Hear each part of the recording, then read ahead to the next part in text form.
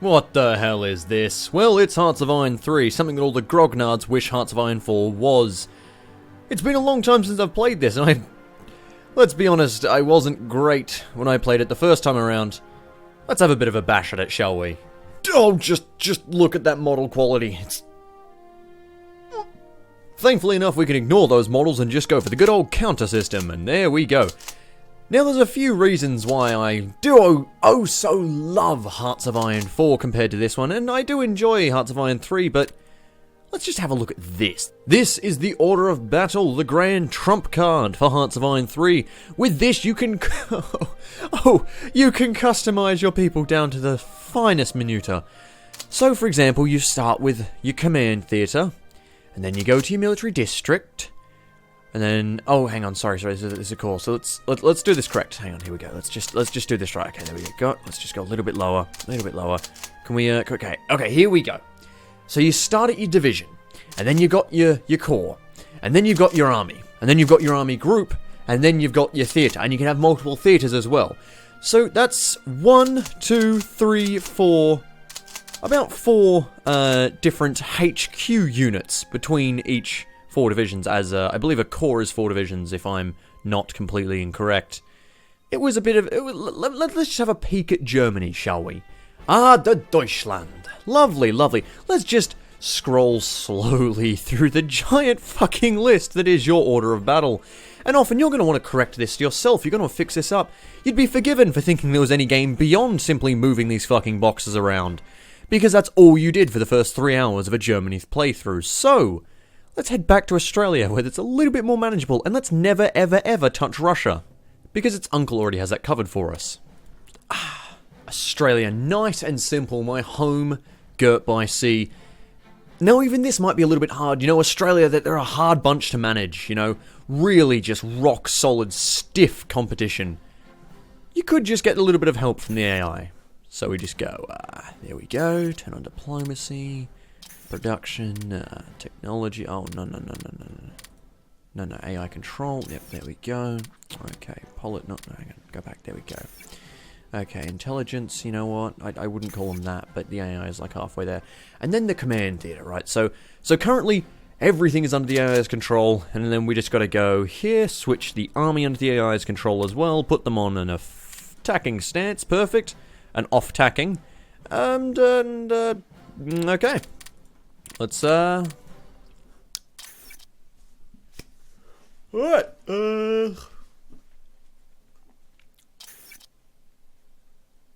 just gonna, you know, one moment.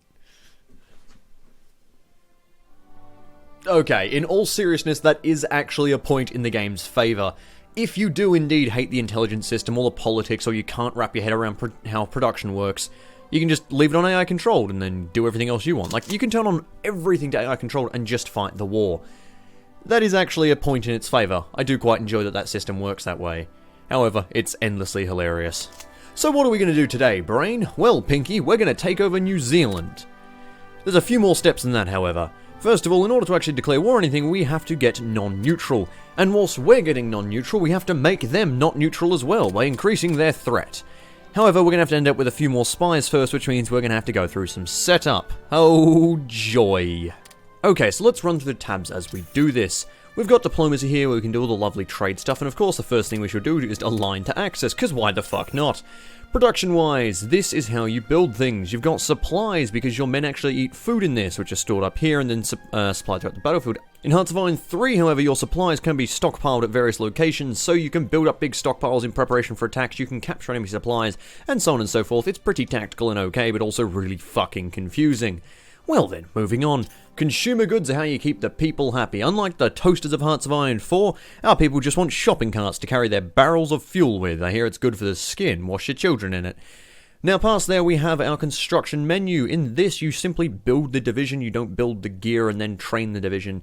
It's a little bit different that way. Ships are much the same. Aircraft you build entire air wings of rather than individual planes. You can also build infrastructure and all that sort of stuff. But a kind of cool thing that you can do, which is a little weird and funky, is that you can build a port, and then when you capture a place, you can suddenly put a port there. I will provide an example. Let's just do it. Because of reasons, fuck off. And now, over here we have supplies, which is how we build these up here. We'll worry about the rest of those resources in a moment. Reinforcement is how we reinforce our boys. Currently, we only need a little bit of it. And upgrades are for boosting up to catch up with our tech. If you have nothing in upgrades, your guys will be stuck using the old technology. Production is, of course, how we build it. This is IC. It is much like factories in Hearts of Iron 4, except that you get to sort of slide it around, because this game fucking loves sliders. Seriously, go back like 2 years, fucking, I don't know when the last game before Hearts of Iron 4 was, but go back and anything past there is just sliders. Paradox loves their fucking sliders. So, I don't got those yet. It's quite sad. Moving on. So, next up we have technology, where everything is researched individually and is a bit funky. So, not only will researching things give you bonuses, it'll also give you minuses, much like some of the Road 56 and such technologies. See, air defense -1, but range +75. So, if you wanted to improve your aircraft overall, you would have to research all 4 parts. And then you can probably go on to research something like multi-role fighters and so on and so forth. Certain technologies are very, very, very, very, very powerful. For example, if we go over here to land, researching infantry warfare is a bit fucking powerful because it gives you 10 plus organization. When the average lad has about 30, that's at least a 10% increase. I don't do math, that's not even slightly close. Anyway, moving on. Politics. It's much like Hearts of Iron 4. You switch your people out, you've got your laws. Wow. Occupied countries, you can tell them what to do. You can mobilize your boys, because you can have reserve divisions and mobilized divisions. And I really don't know how this feature works. Like, why would you ever not just have all your divisions be reserved and then mobilized? I guess it's just a surprise war. Okay. And there's more stuff to do with different types of governments, and you can have elections, and also if in a war, these affect different things. So if you've had friendly people fighting with you, you're more happy in a war. If you have your convoys going well, you're more happy in a war. If you bomb the enemy into Auschwitz, it's more happy in a war. Wait, what? Moving onwards. Intelligence. This is how we shall do the game. So in order to declare war on the good old state of New Zealand, we need to put our spies in there and tell them to increase their threat and also kill their spies. And we need to put spies in ourselves and kill the spies. As you know, Australia is not limited to merely increasing the threat of another person by talking up about how tough they are, but they can also steal shit, as we are a race of convicts. Therefore, rather than researching anything, we simply are going to steal all our technology from the enemy. That is honestly the fastest way to do tech 90% of the time when you're a little shitty nation like me. Moving onwards to... well, I think that's actually it. And on to the resources. So, one fun fact that I fucking hate about this game is the way that the resources work. Each and every fucking resource has its own little thing. So here we've got energy, here we've got metal, I think. Probably that might be aluminium. Fucked if I know. There's raw materials. That's rare materials, not raw materials, and that's metal. Why would you stay on Australia? It's cinematic, damn it! And crude oil. Now, crude oil is refined into fuel, which is how you run your war machine. I do kind of like this feature, in that if you run out of oil, you're just motorized. Go, no, we're trucks. We need fuel. And that's when you give them horses. Anyway, you also have money, for fuck's sake, money and supplies. Now, supplies are just whatever's left at your capital. You actually would have more supplies than that, but those are spread out throughout my supply depots, and thus having a lot of supplies at your capital is kind of pointless. However, you'll find out later why I dislike the trade system, and thankfully there's a button that fixes most of that for me, but we'll get into that later. Let's get rolling and try and declare war on New Zealand. Yes, okay. We would give them 0.64 money for 4.25 rare materials. If you can't already see the issue that might pop up occasionally, then you're pretty fucking blind. It's not time to make a change. Just relax. Take it easy.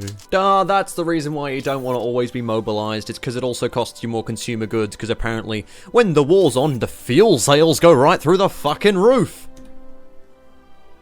We just stole the blueprints of a battlecruiser from France. Do you see how Australia will join the major powers of the world? It's just by drawing a bigger ship and going, we want to build that! We stole the fucking carrier blueprints! For fuck's sake. What do you think we need those for, you idiot? What the fuck is our spy playing at?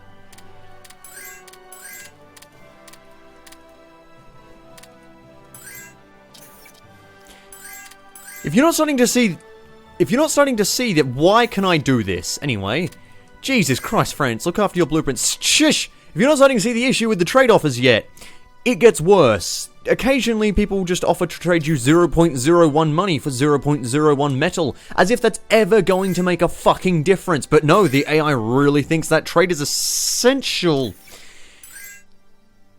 And they keep bringing non-stop throughout the entirety of the fucking game. That is the sound you will hear the most. No matter what it is that dips into the red. Sometimes you're not even the red. They just want to trade you more materials for no fucking reason. You don't even need them. 40% more manpower. Lovely.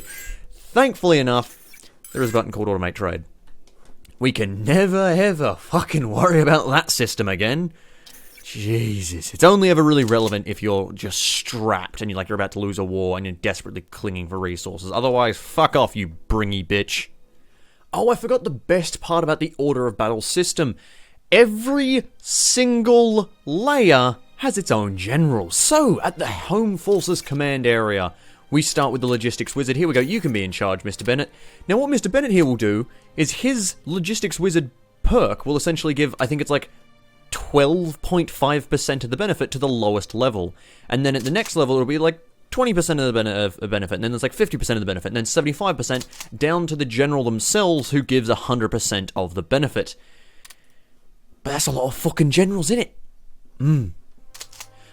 Perfect. Thankfully, Germany, well known for its autobahns, has allowed us to steal the secret of building a fucking road. Yeah, I find it a little weird that you have to research how to build roads in this, but you know what, that's fine. There's a reason why it's so important and why I find it so strange.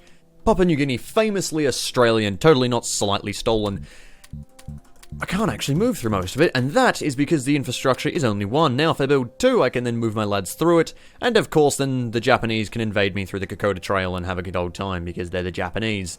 That was actually quite fun. I played a campaign where the first time around I just tried to resist the Japanese and survive World War II. And to be honest, I did pretty well until they invaded and they took Orange. I just remember that was our home, Orange. That was all that was left, and they took it. Then I surrounded them because they just sat in Orange. They didn't actually guard Sydney. That was a little bit confusing. So we're still planning on a war with New Zealand, but I wanted to show how the air system works. It's a little bit funky. So you choose, oh look, active from here, active to then, so you can run it for a certain amount of time, how aggressive you want it, day, night, both, priority, continuous, yada yada yada. It's currently located in Dubbo. But it gets a little bit weird. So you can choose your different jobs, you got interdiction, installation, strike, air superiority, lovely.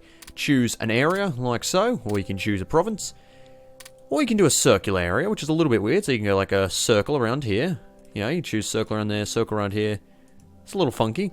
You can just choose a cone, which is just really fucking weird. So you're okay, starting from here, in a cone this way, stretching out that far, with a slightly wider, there we go. So we're coning from here, and coning out this way is how, who would ever use that?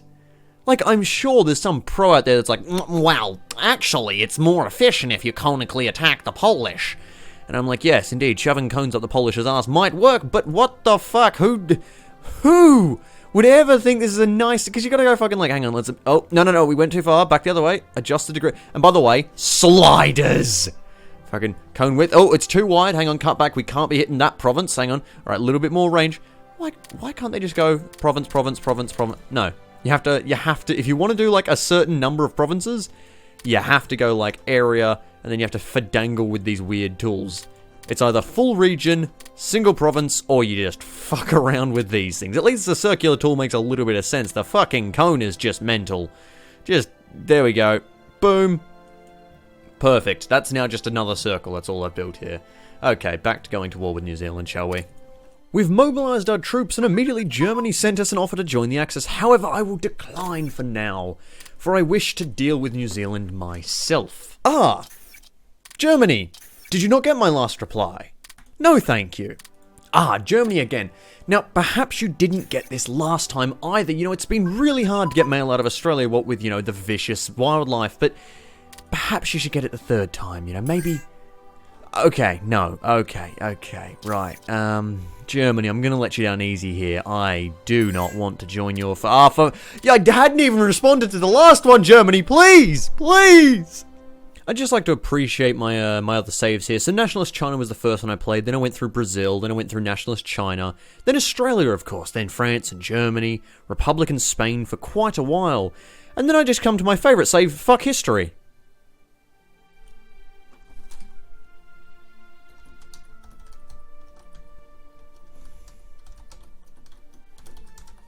Perfect. So, there is a reason why I'm saving. Because we can declare war on New Zealand. Now, should we puppet it? Should we conquer it? Should we puppet it? Should we conquer it? We should conquer it. Now, how would we reach the shores of New Zealand? It's not like the first game. You know what? Yes, this is now a sequel to Hearts of Iron 4. Get on the boats, right? Now, Mr. Showers here. I like how tiny the pictures are, but I can still see this man has a derpy face. Is going to do a little bit of an invasion. You're going to sail us over to here, drop us on the coast, yes, excellent. And we're going to grab our boys here, the Australian squadron, and they're going to go patrol these waters.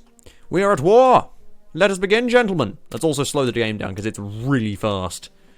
Okay, gentlemen. Here goes the coast. So there we can see all the New Zealand divisions. Worry not, for we shall hold. We shall fight them on the Palmerston North. We shall fight them in the Wellingtons. We shall fight them in the Way Power. The Way. Look, I know I'm stressing the names, but honestly, we just have as bad names in Australia. We have worse names probably, like names that are nowhere near easy to pronounce. But we've got a couple of divisions here. We've got some Royal Marines, we've got some engineers, we've got some infantry, some armoured, and some Australian divisions. Because of course, you know, they're a fucking unit type unto their own. Okay, our lad's almost around, so here we have it. We've got the organisation, the strength, the different battalions, the reinforcements, the width, and hey! This lad's coming, he's now opened the width up a little bit further, he's coming in to assist. This is kind of annoying. You get a message every time you sink a transport and escort. It's lovely. So much fun. Oh, the New Zealand's in the Allied. Oh. Okay, you're going to swing north, mate, because you're going for their north bits. We're pushing south. Now, all units have HQ divisions. That's one of the weird things of this. You can also see how much supplies they've all got. See, we've landed, we've got half supply and no fuel. Well, this doesn't consume any fuel. This one does, however, and I assume, yep, it's got some fuel. If it runs out of fuel, then it doesn't do well. Now, it's amazing how slow the game moves once you actually moved it to that. But then, like, the difference between 5 and 4 speed is ridiculous. There we go. Perfect, and we can keep marching on down. But yeah, the HQ units are a bit weird in that, so we go here, HQ unit connects to this HQ unit, and if we had an army group and all that sort of stuff, it would be like the theatre goes to the army group, who connects to all the armies, who connects to all the corps, and so on and so forth. You have like, the HQ system is one of the weirdest and funkiest things, so you can't get the bonus unless you've got this line connected. And like the theatre has a range of like 2,000 meters or whatever, 2,000 kilometers rather, that it can spread its influence, and then the corps only have a range of like 200 kilometers, all that sort of stuff. It's a little bit funky. But you know what else is funky? Capturing New Zealand and subjugating its people. So let's keep invading. Hey, there we go. We actually made the landing. I'm impressed. Didn't expect us. And we've enforced conquer on New Zealand. Well, in that case, we are done with New Zealand. We'll have some... Oh, God, we've got a lot of production left over. Let's just build a bunch of bloody convoys, shall we? Now, a little fun thing you can also do is you can do limited wars such as this. I want to acquire territory. I want to acquire the Dutch East Indies. Thank you. Go. And there we go. And that is us claiming up our little bit of Dutch East Indies. Marching through Papua New Guinea. Come on. Taking Hollandia. What the fuck was that? I think we sunk a submarine or something of sorts. And we've now taken over this little area. We take it over because we've taken the land next to it. And I assume... No, we'd have to sail around. Oh well, no, it's just all lawless wasteland. We can't... There's a port here, but there's not enough infrastructure to move units. Maybe I can just land units there and that's it. But, yeah, the rest of this place I don't really need to capture, but it's fine. There we go, we got all that. And let's march back and do a little bit more invading. Lads, what just happened? Lads, where did all my navy go? Lads, what's my navy doing down here? Why are my lads up here? So I didn't get any battle reports because I think I went a bit too quick.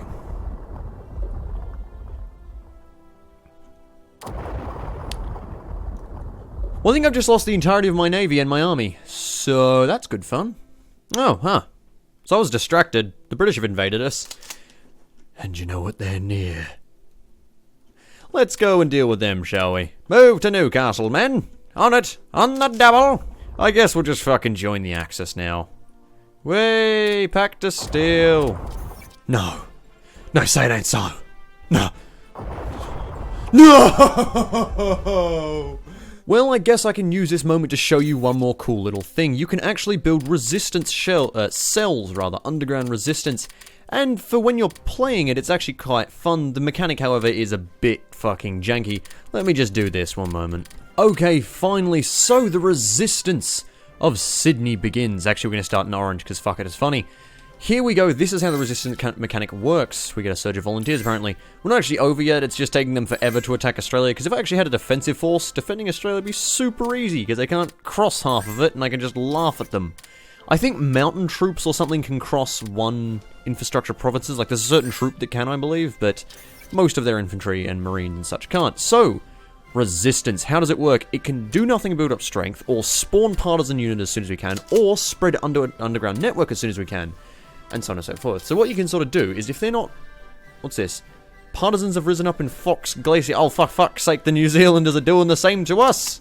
Get them! Wait, we can't actually reach them. Oh, we can, but... Just gonna leave them be, to be honest. They're probably just gonna starve. I guess march to Greymouth and just wait. Anyway, that's fine by us. So we head on over here, and we can go... Hang on a moment. So we can basically disrupt the enemy. We can, There's also covert operations you can do, covert missions, which is a sort of thing I can't remember how to get the points for that. I think it's something to do with spies. But the point is you can get those, and you can do things like sabotage bridge, scout area, steal local battlelands, and then later on, for example over here, covert actions, you can do stuff... oh, weird, I don't have the options. Oh, maybe it's because he was playing with Black Ice, the other guy. I was watching that. Anyway, so you can do sort of stuff and like sabotage area, so it's harder for the enemy to move through. For the motherland! Nice. Good. Destiny! So, if we go back over here for a moment, I think we should have the one now, so we can then spread the underground resistance to a random area. Whoops, it spread to Sydney, because of course it would, if we wait for a little bit longer. And of course suppression affects it, but essentially you can keep spreading and have a ridiculous resistance if no one's there to stop you, and then you can pull some fun stuff. So we're going to try exactly that. I'll be back in like, I don't know, 20 minutes. Alright, this should do it. So let's run some lads. Pop some partisans, there we go, we got 2 units there. We're gonna pop some partisans. We can't quite do the next one yet, that's fine. Pop some parties, lovely. Dubbo and Young. Pop some parties, here we go, Newcastle and Candos. Alright, now Yolanda and Crook, so it's actually Crookwell and... wait. This is like the anti... This is what's meant to happen when bad things happen, but I think it's just because it couldn't put them anywhere else. It just put them in Yolanda. So in Crookwell, rather, but because I already own the state, it looks like an uprising of enemies, but it's actually my friendly uprising. I don't really know what's happening. Either way, point is they're each a militia partisan brigade sort of thing, right?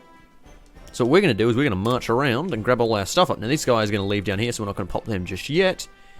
But we can march around and catch up with our lads. So, strategic redeploy. You march across.